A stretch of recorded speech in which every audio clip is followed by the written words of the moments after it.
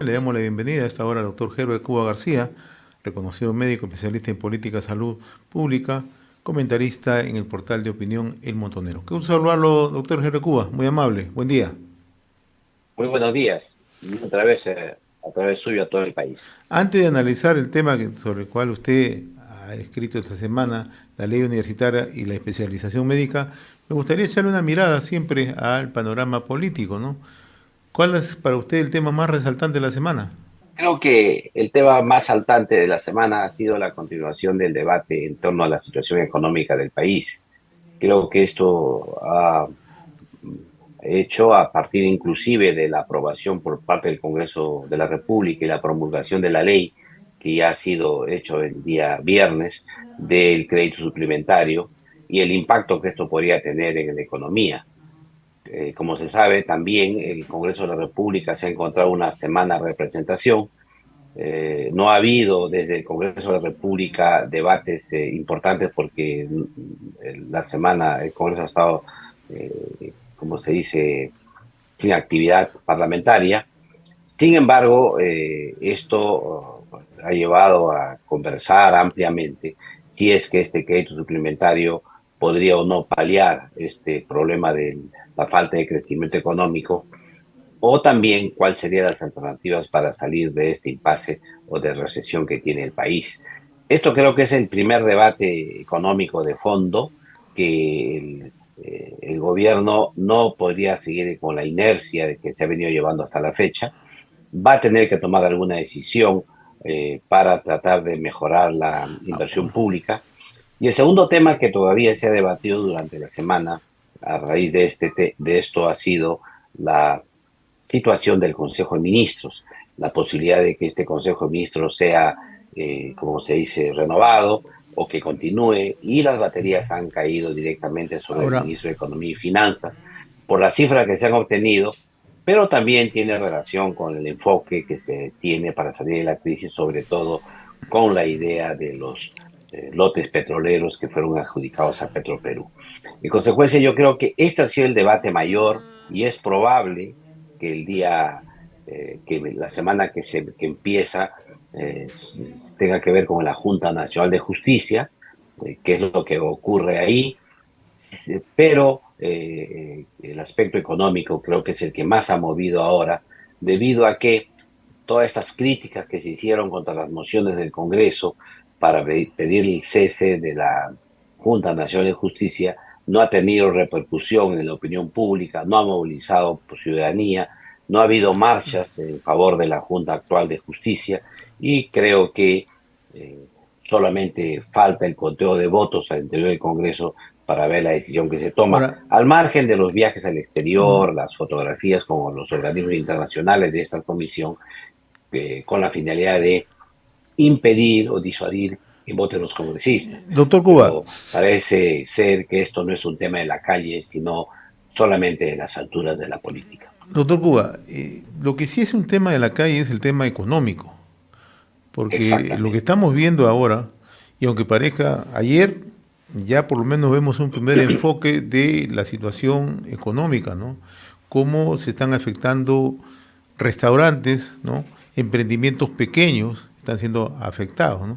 Y usted mencionaba algo bastante puntual, ¿no? Esta semana el Congreso aprobó este crédito complementario, este presupuesto complementario y que ha sido publicado ayer por el gobierno, ¿no? Pero eso, en realidad, si uno le echa una mirada, daría la impresión que el gobierno está más preocupado en el gasto público que en generar confianza para atraer inversiones.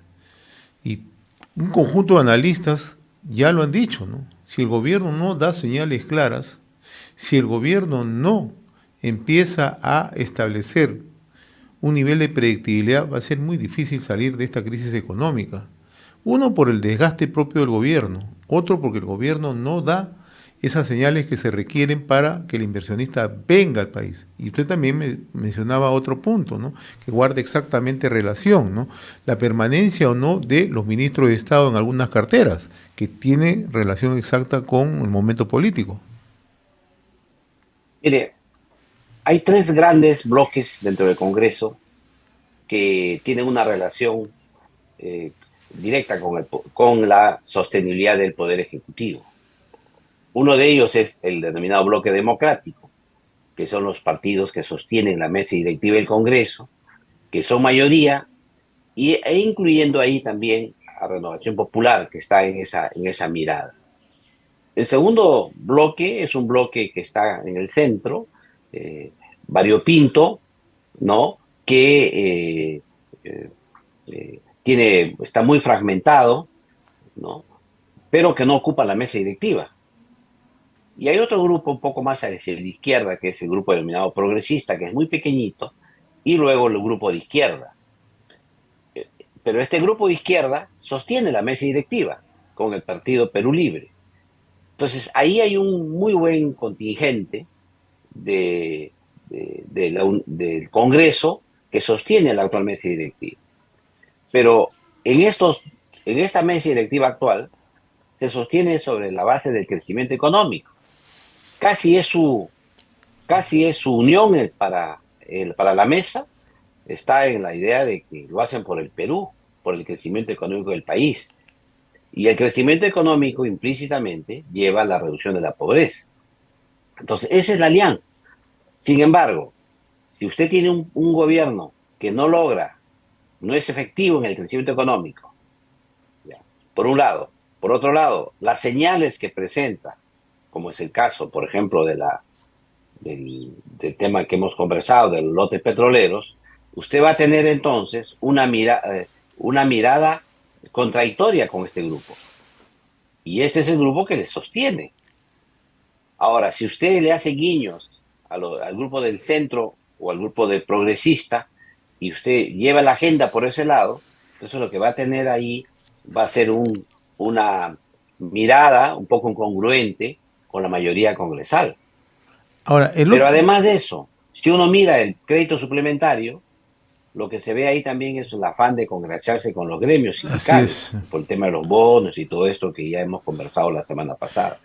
Consecuencia, si no se define, el gobierno no define no solamente cuál es el norte de crecimiento económico y no puede dar una señal clara de orientación estratégica ante el Congreso, lo más probable es que pierda el apoyo completo del Congreso y ponga en crisis la gobernabilidad del país. Creo que después de estos años de gestión, perdón, este tiempo de la gestión desde diciembre del año pasado hasta ahora, a 11 meses o 10 meses de esta gestión, es por primera vez que se necesita ahora sí reajustar el norte estratégico de crecimiento económico del gabinete de la señora Boluarte. Ahí es donde entra en discusión el tema de la remoción ministerial. Claro, porque en estos días mucho se ha debatido, doctor Cuba, en la necesidad de reactivar la economía. El propio ministro de Economía sale permanentemente en los medios de comunicación, vamos a reactivar la economía.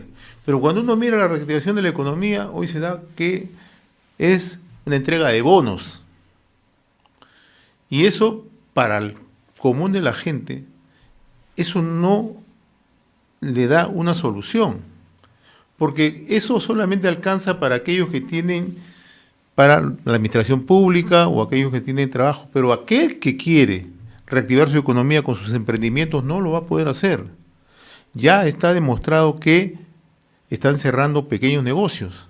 Y eso va asociado a la inseguridad ciudadana, que es el otro tema. Por eso yo le decía, el gobierno no está mirando muy de cerca lo que está ocurriendo en la calle. Probablemente no tengamos los sobresaltos del gobierno de Pedro Castillo, pero en la economía estamos mal.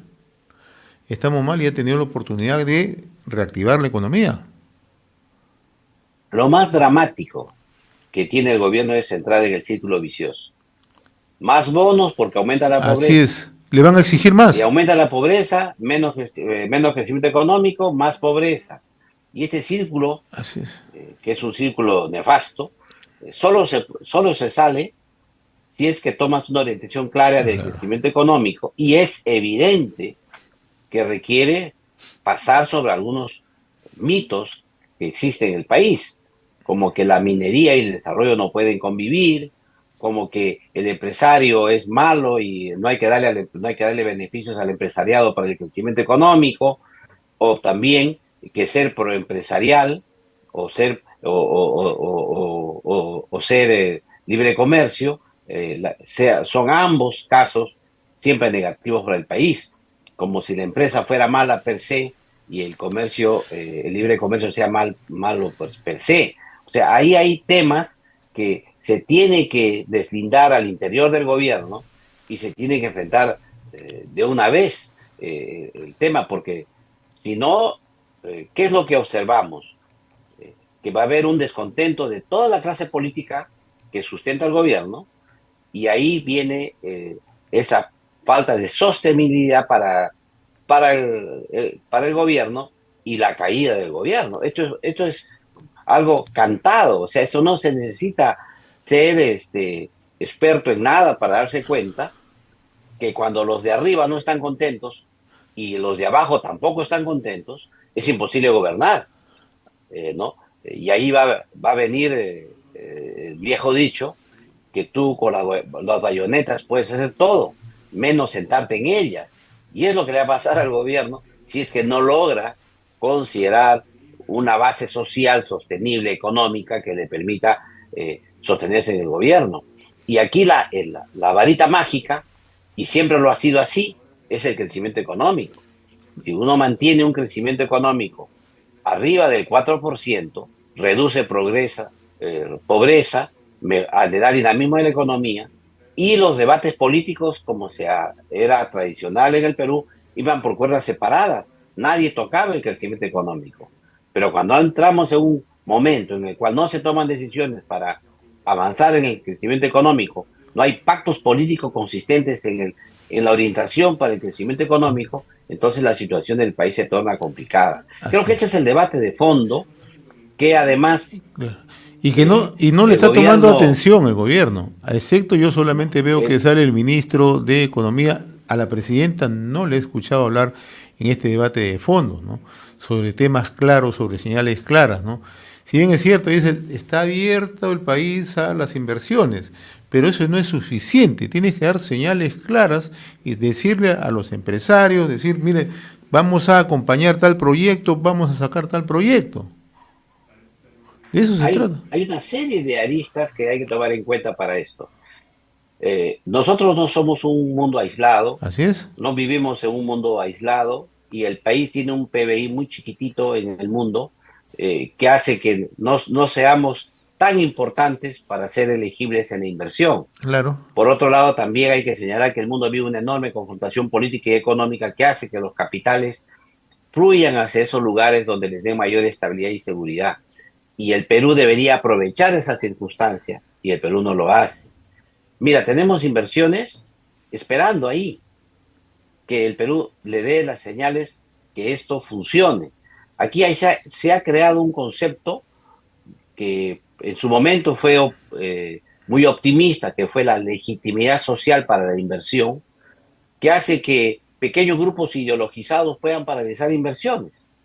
Entonces, este es el tema que hay que conversar y hay que discutir. ¿Cuál es el tope de esta legitimidad social? ¿Quién la ejerce?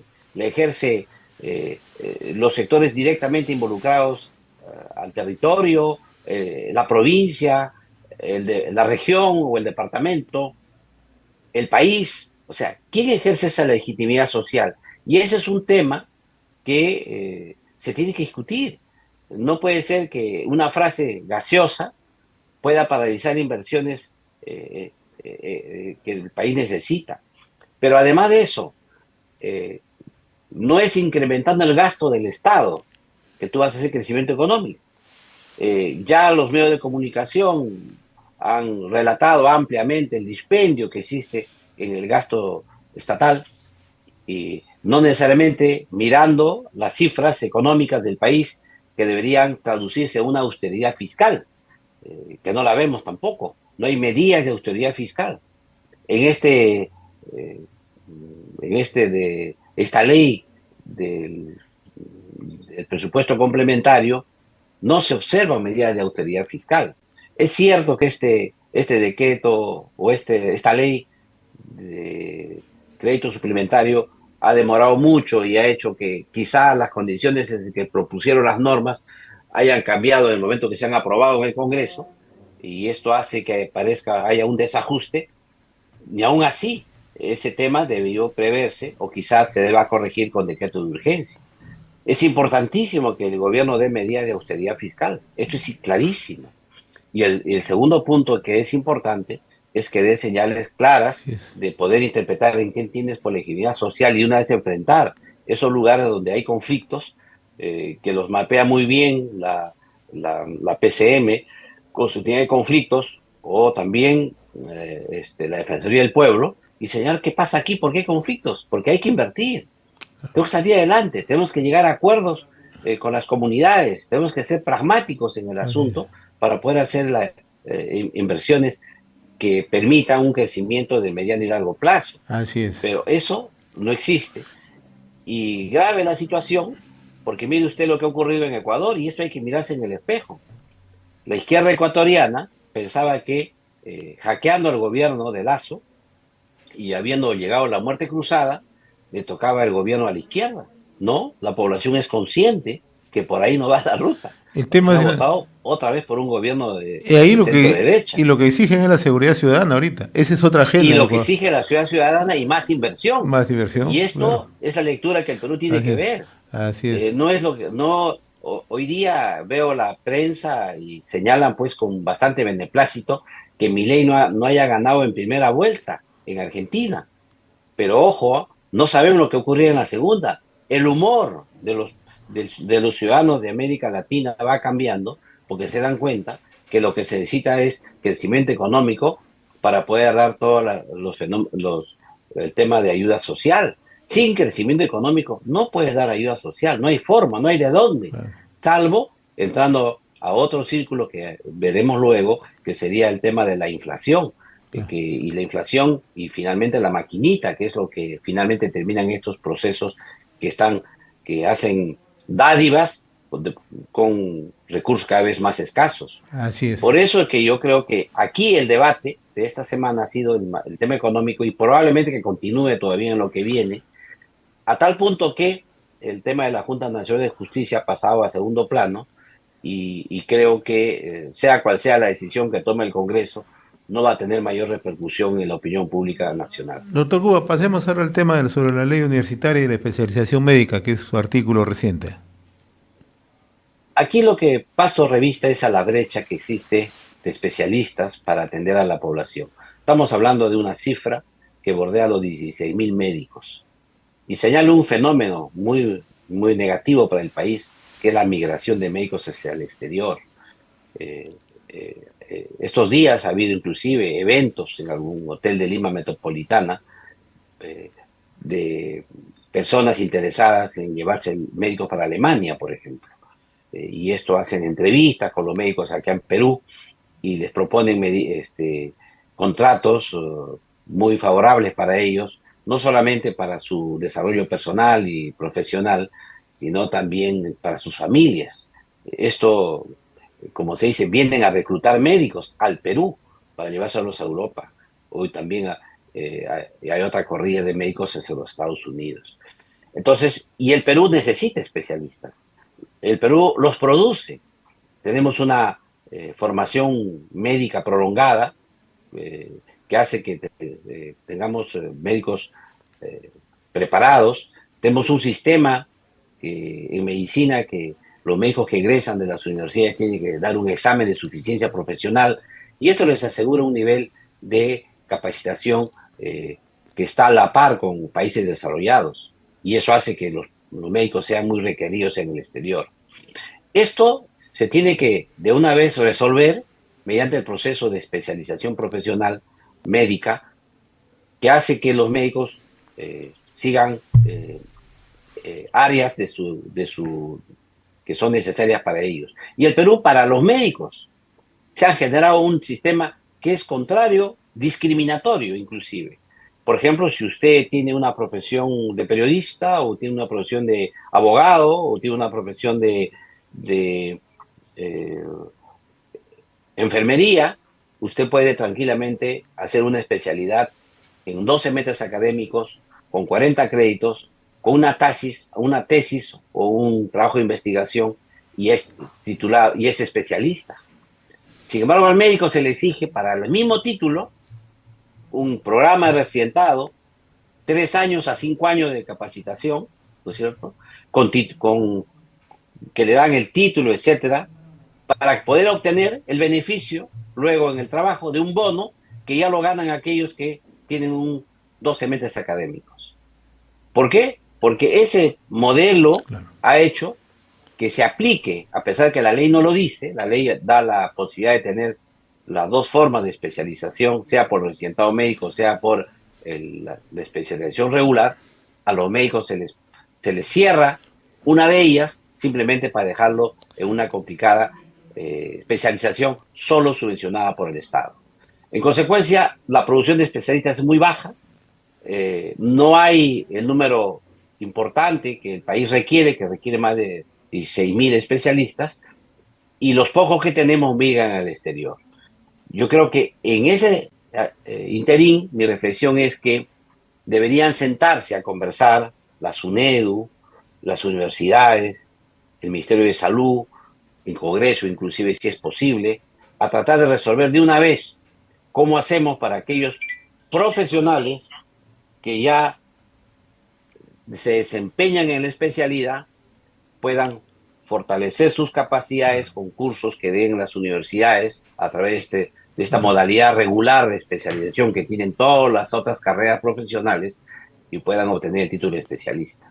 Creo que esta es la discusión que he puesto en debate, un poco difícil, porque siempre es más fácil pensar dentro de la caja y lo que se hace, pero eso lamentablemente no da resuelto el problema, al revés, se está agravando y tenemos que poner coto a eso. Por eso es que más que dar soluciones, el artículo que he propuesto busca generar debate, buscar consensos para dar una respuesta definitiva al tema. Muy bien, doctor Heber Cuba, como siempre yo le agradezco la amabilidad que he tenido con RCR, Red de Comunicación Regional. Muy amable, hasta la siguiente semana. Un abrazo una vez más.